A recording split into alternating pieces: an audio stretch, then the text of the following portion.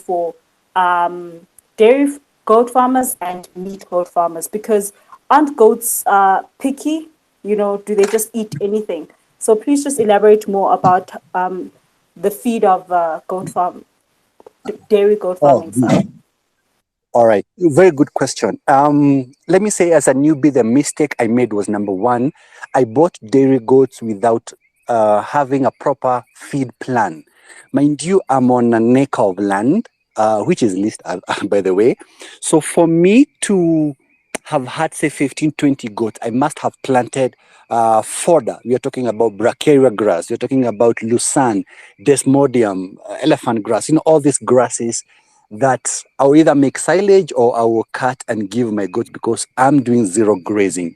So that was mistake number one. Number two, I'm a COVID farmer in terms of dairy goat. Been farming for 10 years, but I got into serious goat farming after COVID. So I was buying goats because someone would tell me a goat is producing 3 liters, 2 liters. Some would lie to me that the goat is pregnant. So you go and buy a goat and realize 2-3 months later, it wasn't pregnant, it was probably bloated.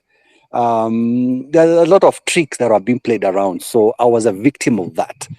So in terms of space, I'm a peri-urban farmer. I live about 25 kilometers to the capital city of Nairobi, of the capital that is Nairobi. So I do not have that space to get into ranching or to get into grazing. But once in a while, I get my goats to enjoy some sun. So I graze them in a small that I have. It's a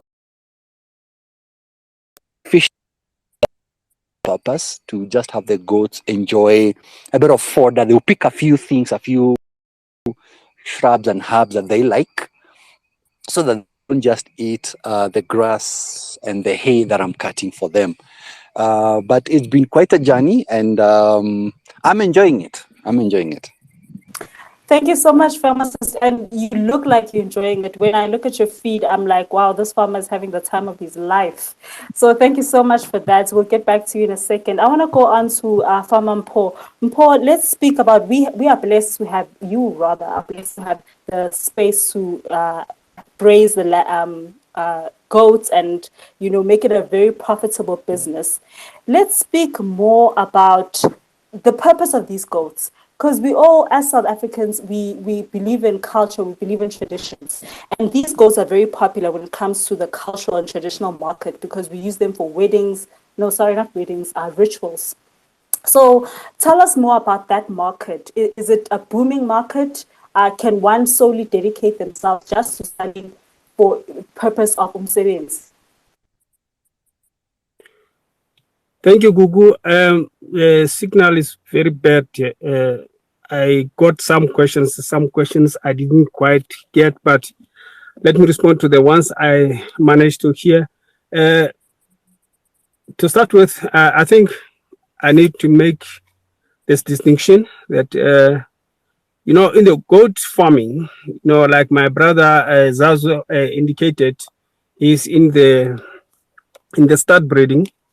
That is your kind of the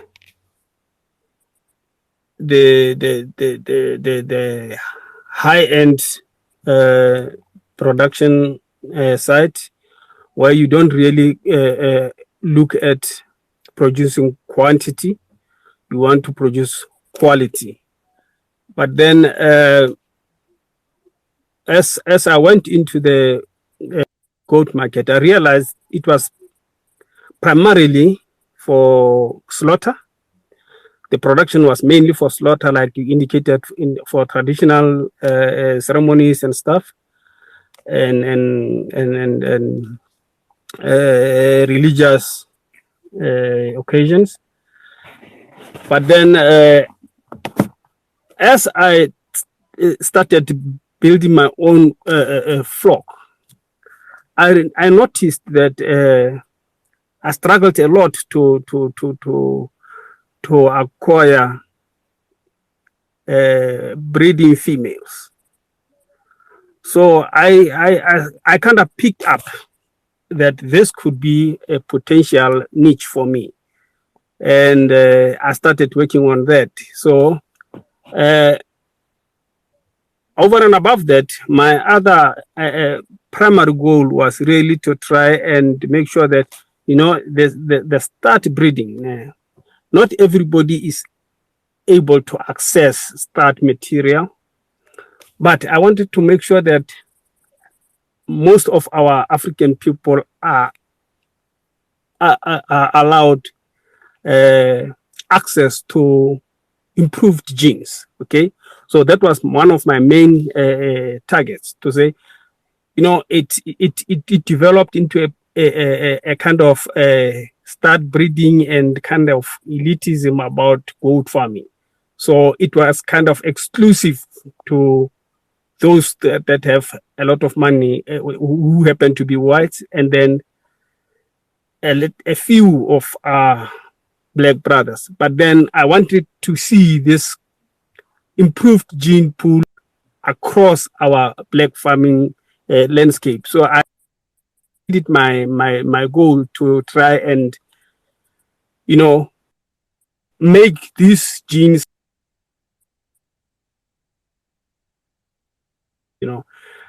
and then but now when we get to the market, then I realized the slaughter market is a very it fluctuates a lot. It depends. It peaks towards those periods like your Easters and your Ramadan stuff, and those periods they peak, and then from there they fall flat. So it was not quite attractive to me. So I decided to look for a niche that will be kind of lucrative for me. So I thought, let me try and breeding animals for the breeders who I kind of saw it that it was going to come. One of the good days, it was going to come that people are going to realize that a goat, the goats do make profit, but they are very scarce actually. So I chose that as my niche. And then it took a while. Like I say, it only started to pick up around 2019. But all the time, female goats, they were not worth anything. They were just for slaughter as well. But then the slaughter has that problem of, picking up and then suddenly dropping. So you don't really have a very steady income stream from them, you see. So I chose that. So it is there is that slaughter market. It's reliable. It is always there, but it is the income from it that is quite a problem, because you cannot. It's always saturated. There are always a lot of male animals and a lot of cull animals that are targeted for that market. They are very available, very, very much so. So I chose to breed the breeding animals, commercial breeding animals, because now like we said, the pricing of start animals make it inaccessible. So if you want to breed goats and you want to make some profit, you have to work up your numbers so that you can benefit from the scale of economy of scale. So with starts, you cannot really use economies of scale. So I decided to produce commercial animals that you can buy quite affordably and breed a lot of them, so that you can, because now the goat is a very fairly prolific animal. It can give you multiple kids in a very short space of time. You could have very large numbers. So I chose that one as my niche. Wow, yeah, guys, I hope you heard that one. That it's very important to know why you're actually going into goat farming and understand which market to penetrate. Because as Farmer Paul explained to us, that I made that assumption that goats are popping in numbers and you're going to make profit because you're going to sell it to African brothers and sisters, because rituals are happening all the time. But market research is where it has to come in, because you need to understand that that market is already saturated. So over to you, Zazu. Let's ask you about your breed. How often do you breed them to make profits, and why? So let me start off before I answer the frequency with which I breed my goats. Let me just add this nugget to what my brother has shared around his model. For me, it's important that if someone is interested in going into goat farming, you really define what is the model that you actually want to work with, and then if with, like any business that you want to get into, you really need to understand the economics and work backwards and say, like, if the average price of selling a kg of goat meat is this, what is the expected production cost that I'm going to incur? And if I actually aim to incur this production cost, will I actually then make profits at the end? Because ultimately, if you don't do that, right, and you buy goats that you can sustain, you that's a sure way of actually making losses.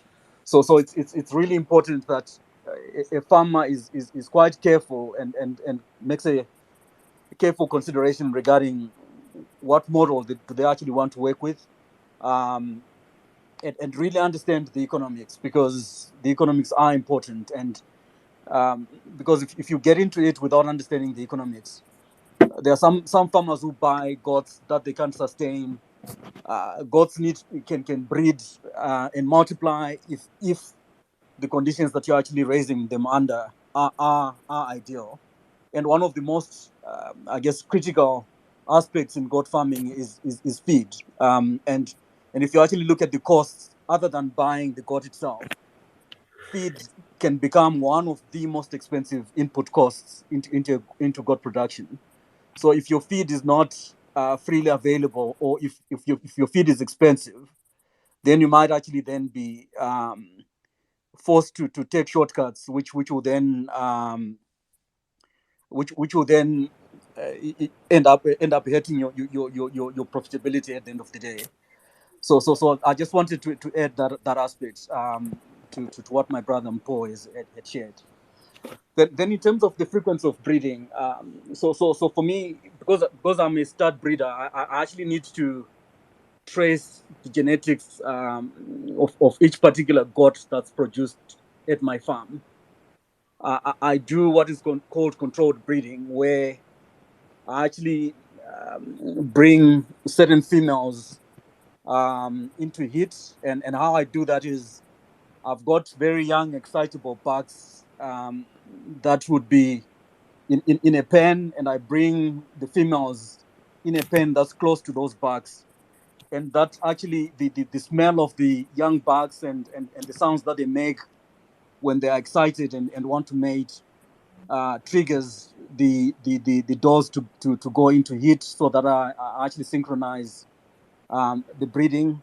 And then once I do that, then I breed. I start breeding those goats, and naturally, once you establish that cycle, it then works naturally going forward, because when you breed them at a particular time, I give each goat 3 months with its kid, and then I also give, after that 3 months, when I win, I give the goat a month to recover, so that I can then breed it again. So my cycle works like that, where once I've weaned the kids, I give the doors a month to recover, where I really take care of them in terms of increasing their feed, so that they return to breeding condition again, and then only then do I breed them.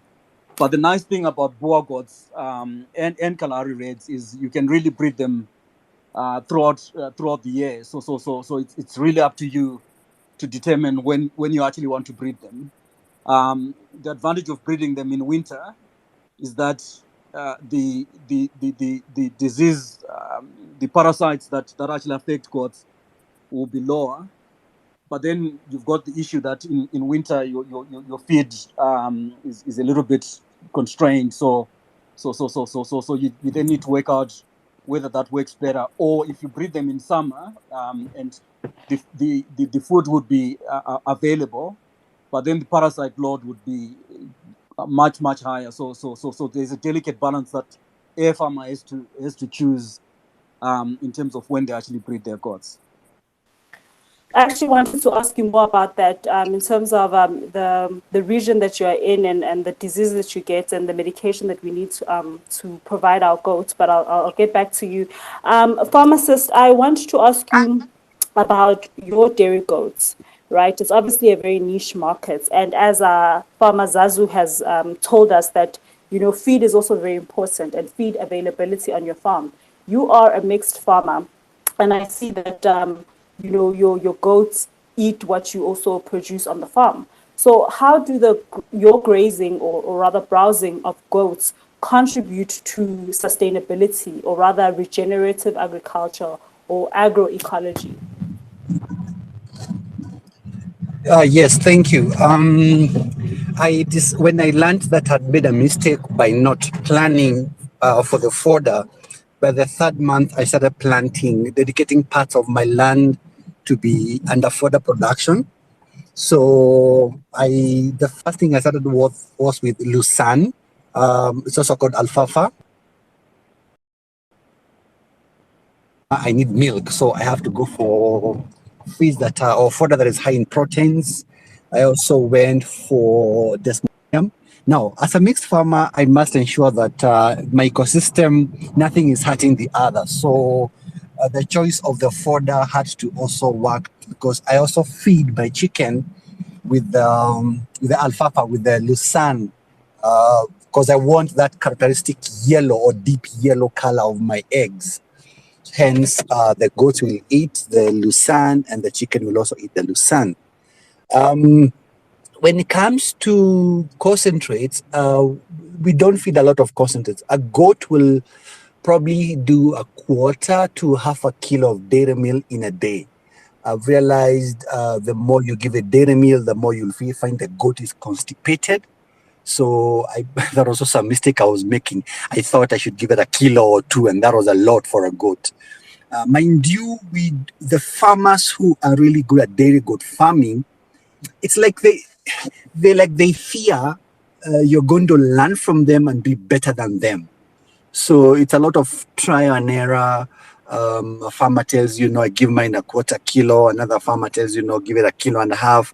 So a lot of information that is not peer reviewed.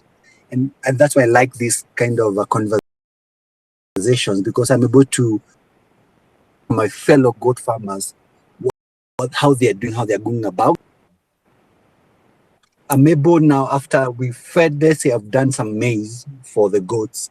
Once I've cut the maize, then I let the goats, and then they're able to eat whatever way are beneficial to them. I'll also get manure from the same goat. Everything works together.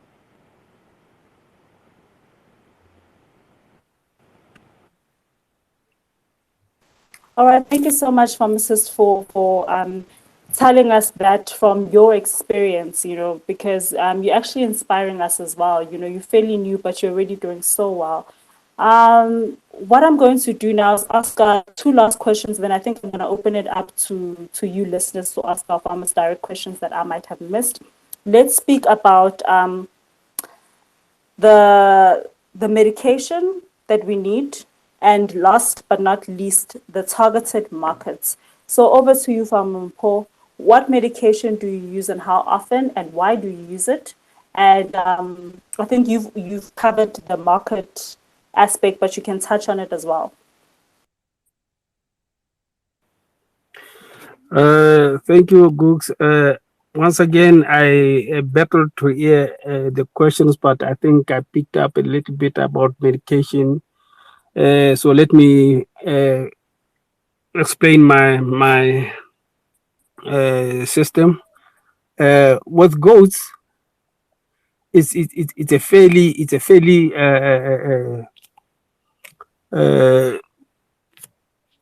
straightforward system to make them to ensure that they are healthy. to ensure that you don't lose them to infections and stuff. You can actually prevent, and then after preventing, or all the systems are always not perfect. So even if you prevent, you'll still have cases where you get some casualties. But then the best thing that helps there becomes your intervention. Then you have to intervene on time. Animals don't just pop up dying. They show signs of ill health over time. They are quite resistant to pain. So even if they are ill, you won't easily pick it up until it's a little bit late. So the program is like, you have to vaccinate to prevent them from falling ill from the most dominant diseases in the area.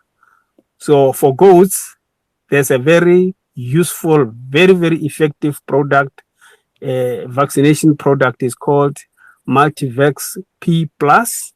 It includes almost all animal or all goat diseases that are responsible for a lot of deaths among goats. So you try there by preventing them there from dying. If anything happens in between, because other than the diseases, you get some other issues like your parasites that can cause the body to weaken. Then you have a dosing program so that you keep the animal clean. And then when any animal falls ill from whatever, because other than the diseases that you have vaccinated for, you can get mortality from feeding. And you try to feed them, and then they react to the feed, or they overeat, or the feed doesn't. They react to the feed, so they will get diarrhea, or they will get coccidiosis or whatever. Then you need to intervene very timely. And from there, I'm telling you, it's like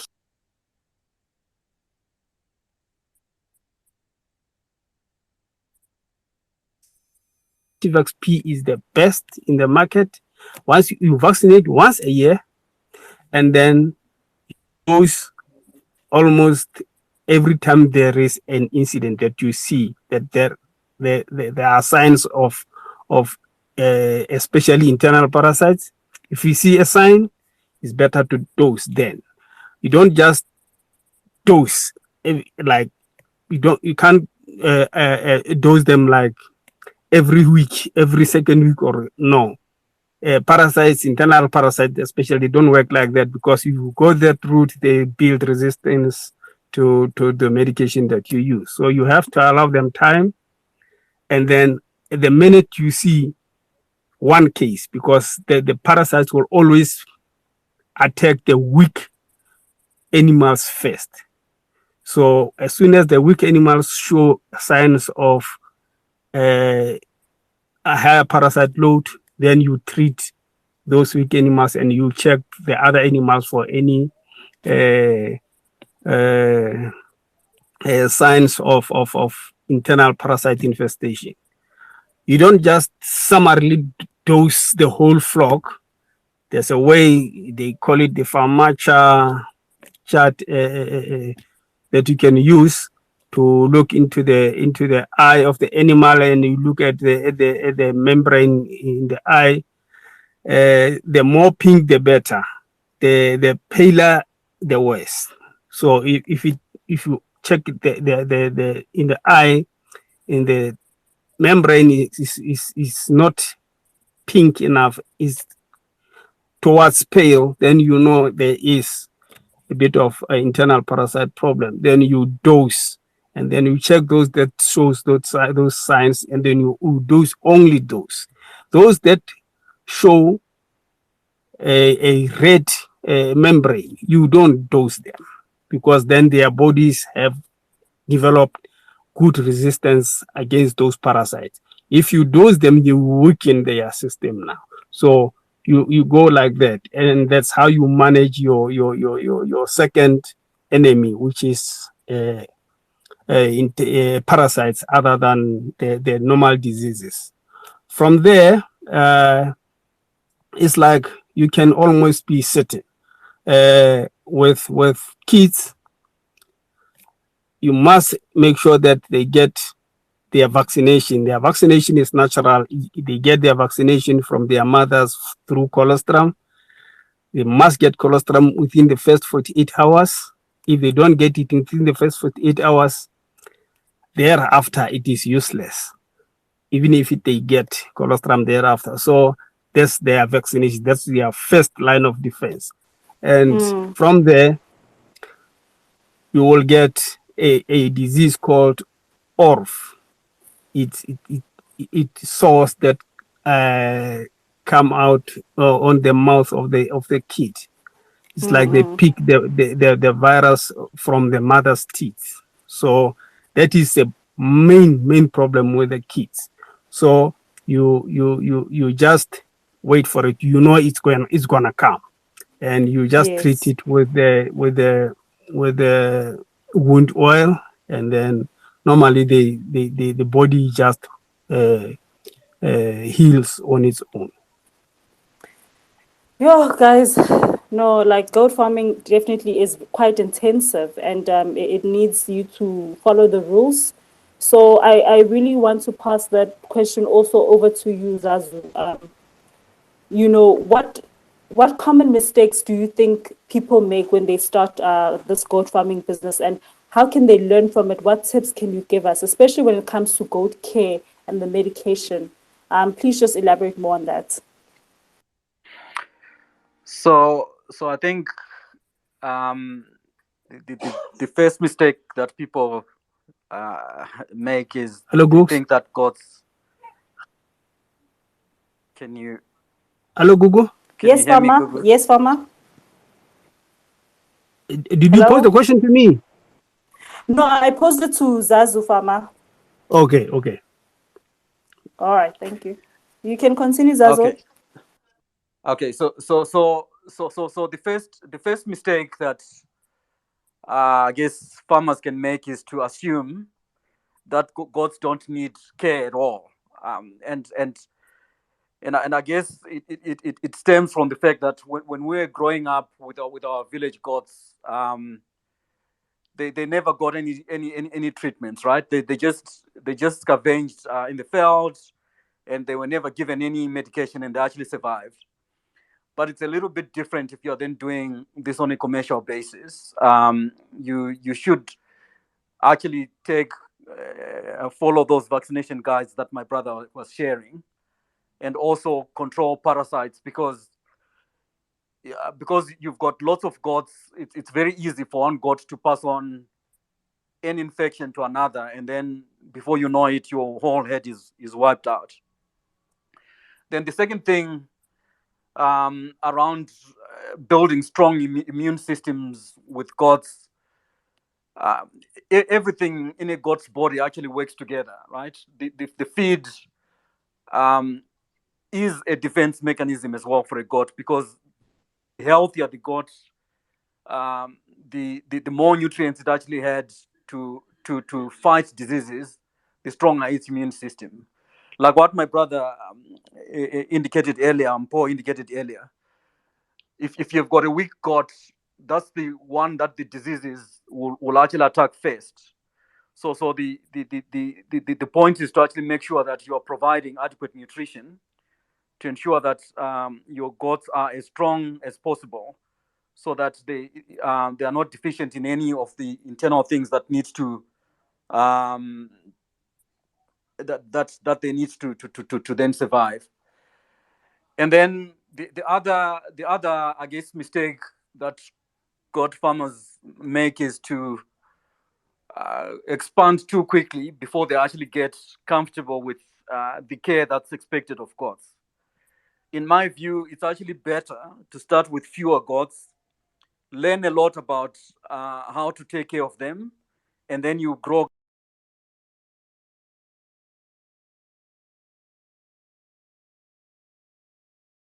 gradually, rather than to start with a massive project with 2,000 goats when you don't actually understand or know or don't have experience in terms of looking after them.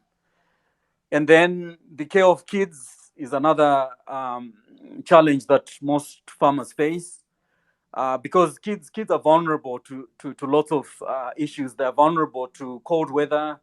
They're vulnerable to diseases. They're vulnerable even to predators. So um, most farmers who have goats complain that, well, my numbers are not increasing because the kids are dying, or I'm producing kids, but then the mothers are not then producing enough milk to sustain those kids, or the kids that are actually born are not growing at a fast enough pace to then be ready for the market when they need to be ready for the market. So it's really important that as someone understands how to take care of god kids. Sometimes you actually have to be I joke with my headman that he's actually the mother of my gods, because when you need to intervene, sometimes you need to actually be the foster parent for kids that are orphaned, or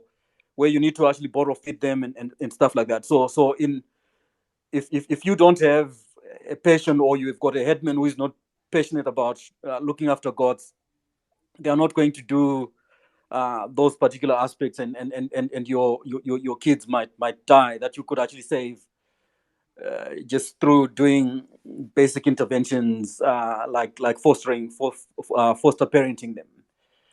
And then lastly,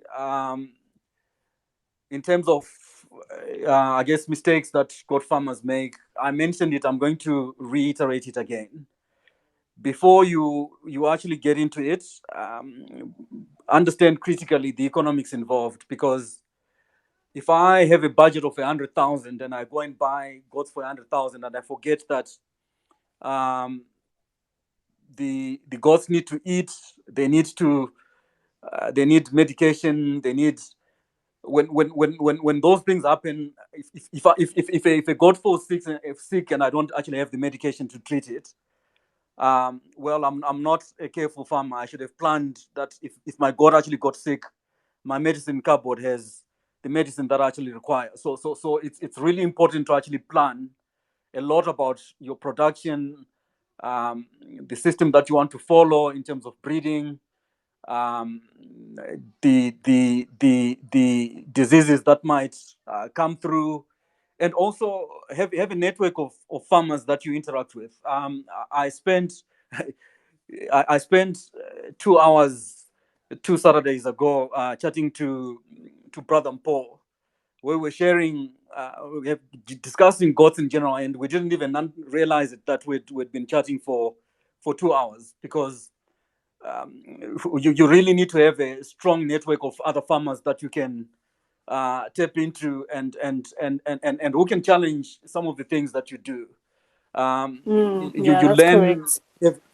you learn every day as a farmer, and if you have a network of other farmers that you interact with, that is the best way you can actually learn. Absolutely. Thank you so much, Zazu Farm. Right now, I think what we can do is open up the floor. So the questions that